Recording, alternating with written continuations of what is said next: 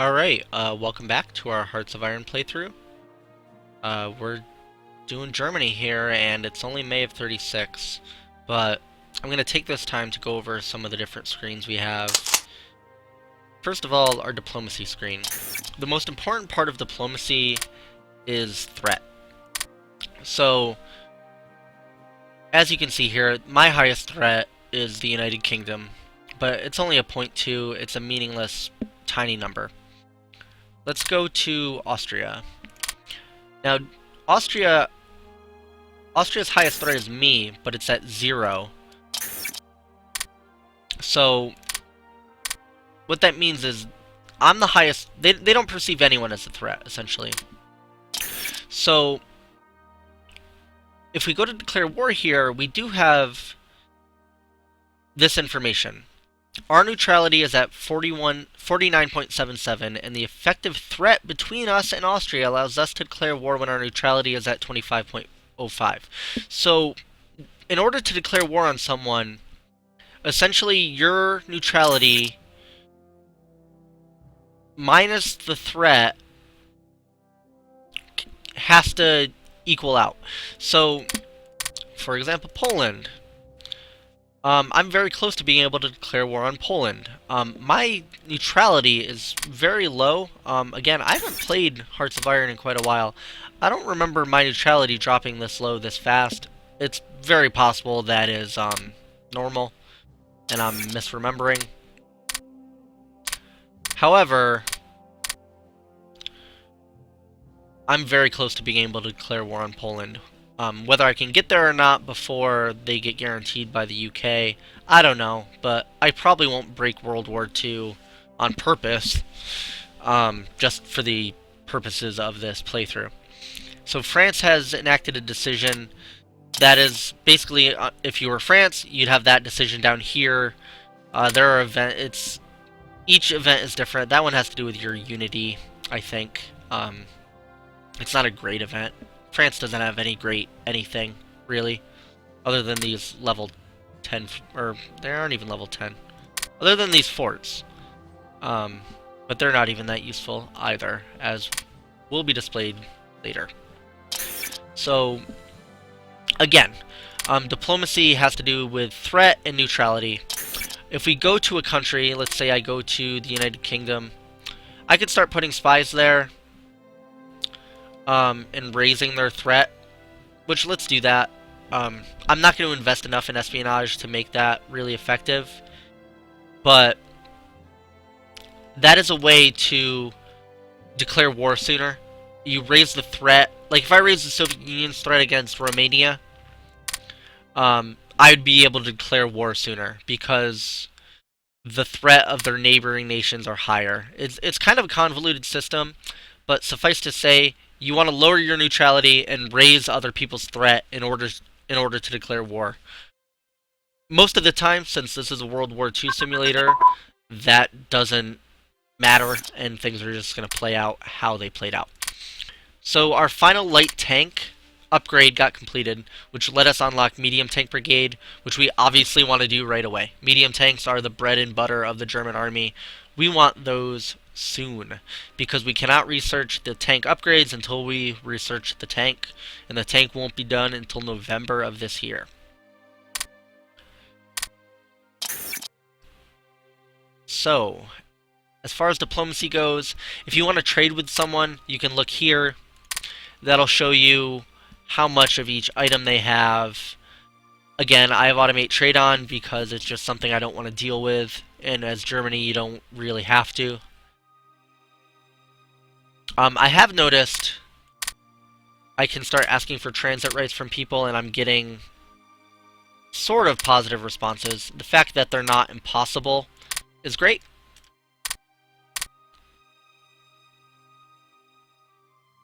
I cannot invite Italy to my faction yet. That's going to take a while. I can proclaim a guarantee, though.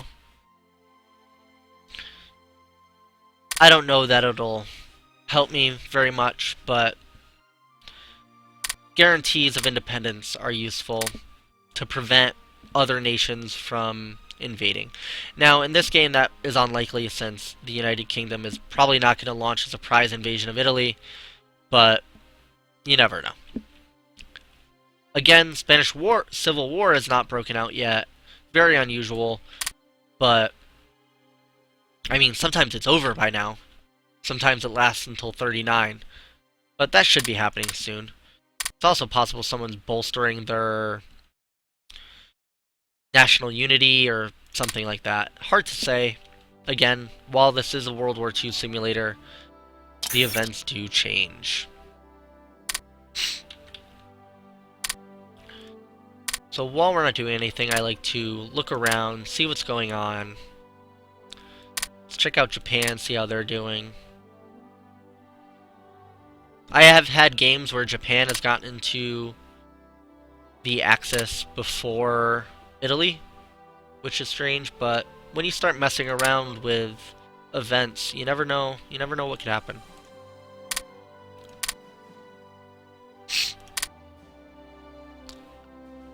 Again, Romania is slowly moving towards us.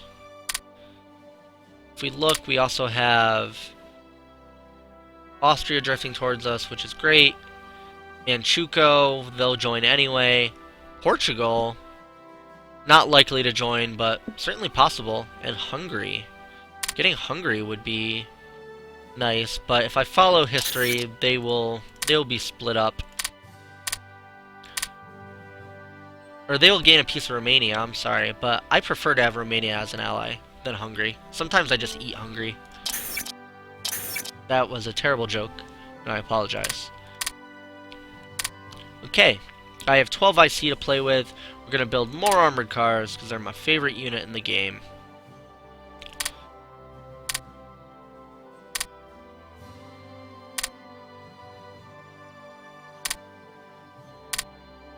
And now we're losing just a little supplies, but not enough to matter, since some upgrades went down, and now we're good to go.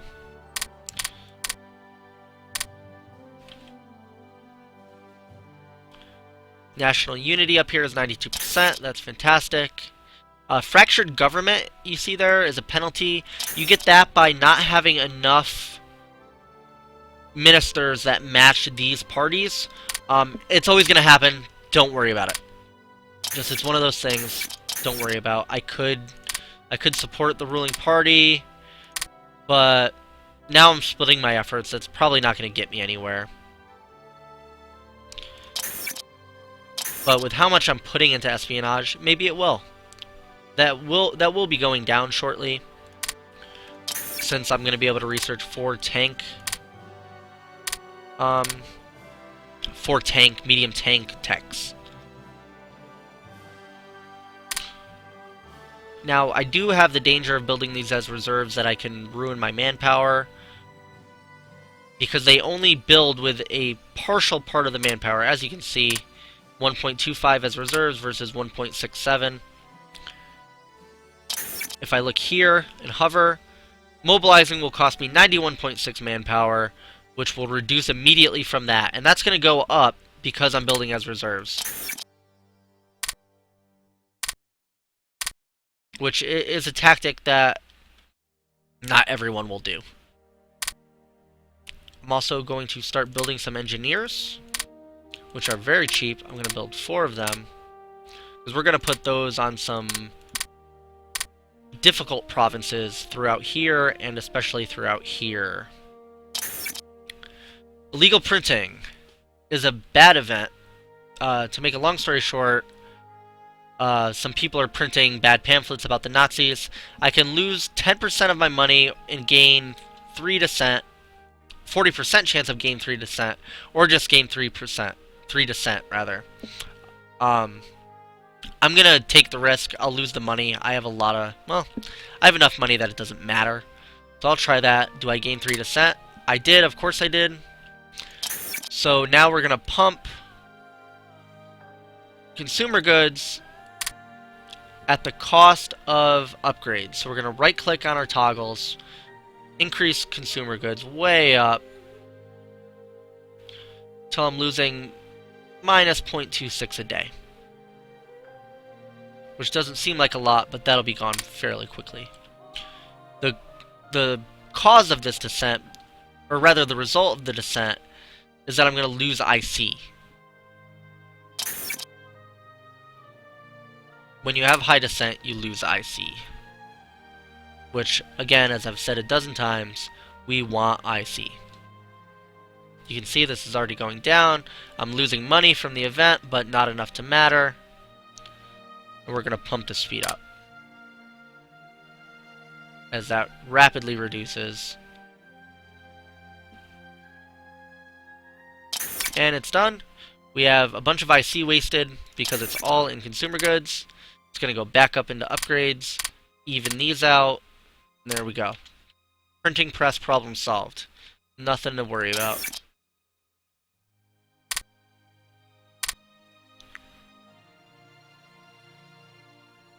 Again, our order of battle, they all look good. We're going to keep our attack bombers over here. I will move another set of interceptors over here for when I invade Poland. They shouldn't be very necessary. The Polish Air Force is not fantastic. Speed up. Just watch my sliders, make sure nothing goes bad. Pause every once in a while to even things out. And keep going. Upgrades reducing, which is great. And again, the only slider I want above the need is supplies, because supplies will build up into my stockpile. On the other ones, it will be wasted.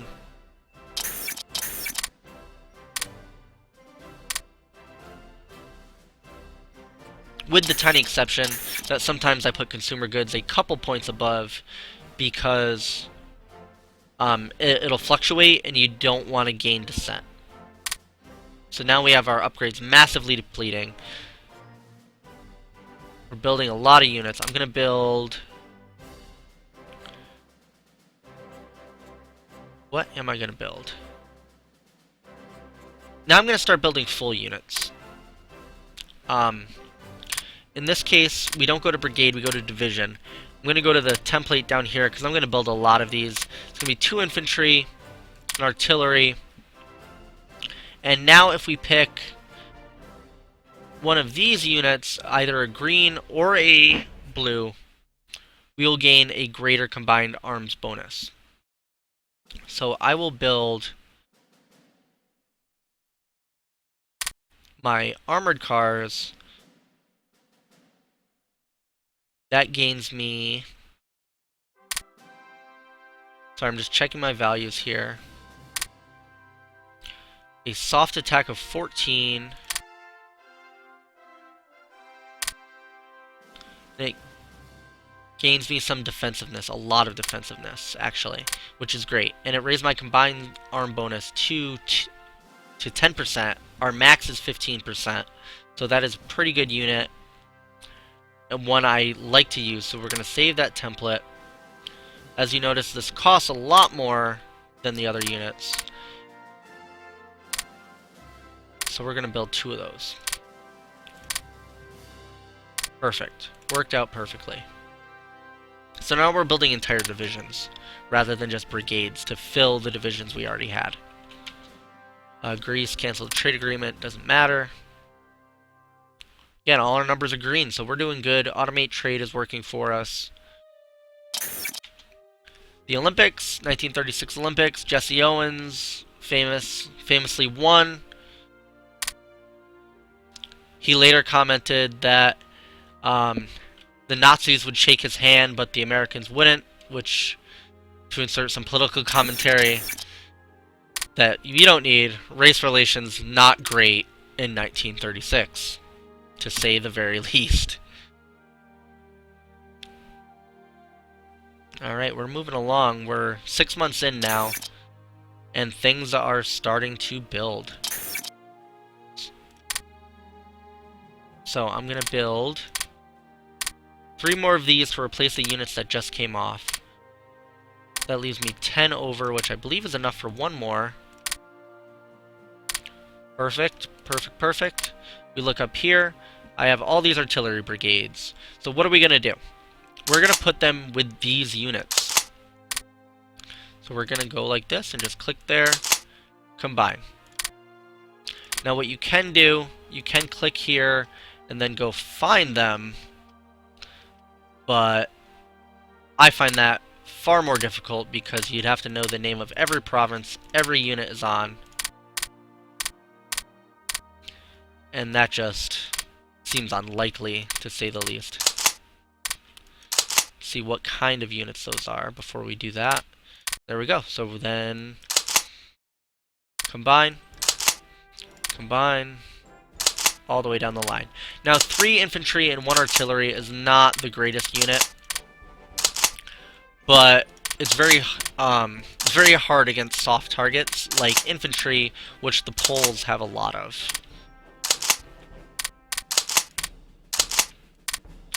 Again, I'm just shift-clicking to do that.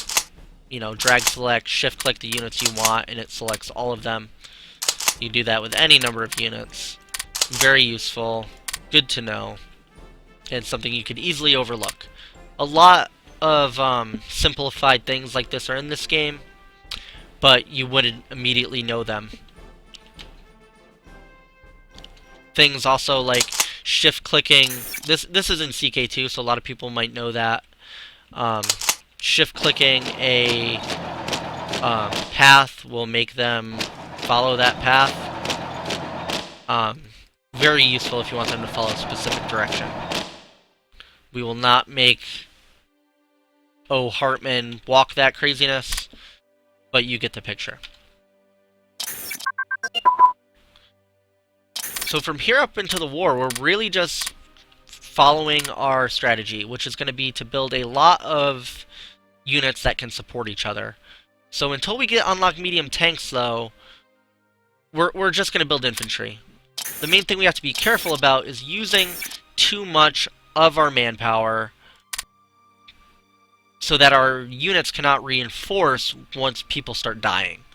So you don't want to build your manpower all the way down. You want to leave a few hundred, at least, for casualties.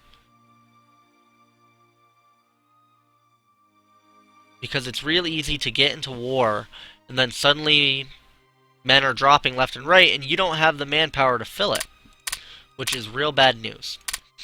So again, we have a lot of research points, which is great.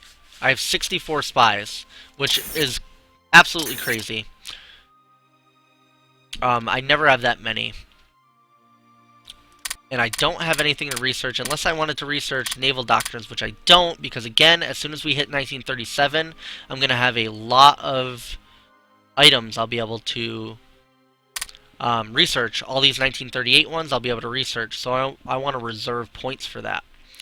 I will research mountain warfare. I did not see it earlier. I couldn't read it.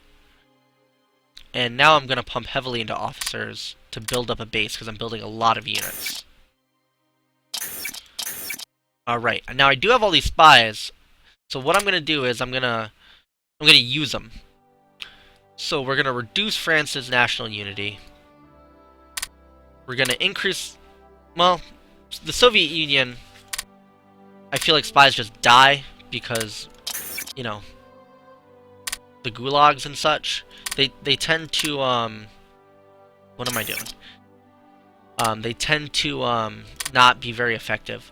So we're going to do this. We're going to support our party in Austria to maybe get that event sooner.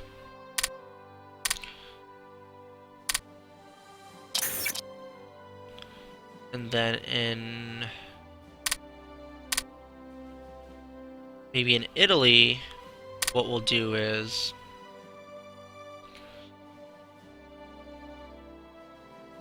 we'll do a little support ruling party. Then finally,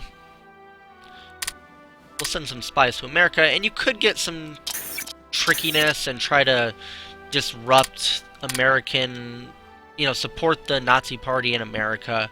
But we're not going to do any of that, because we're going to have a real World War II. But what we are going to do is we're going to do tech espionage, and we're going to try to steal some of those American techs. Maybe we'll get some Navy techs, and then I won't have to research them.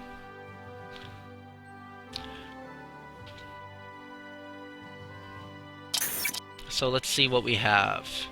We have another set of units coming off in about 3 weeks. But other than that, we're just going to ride this out. Stay tuned next time.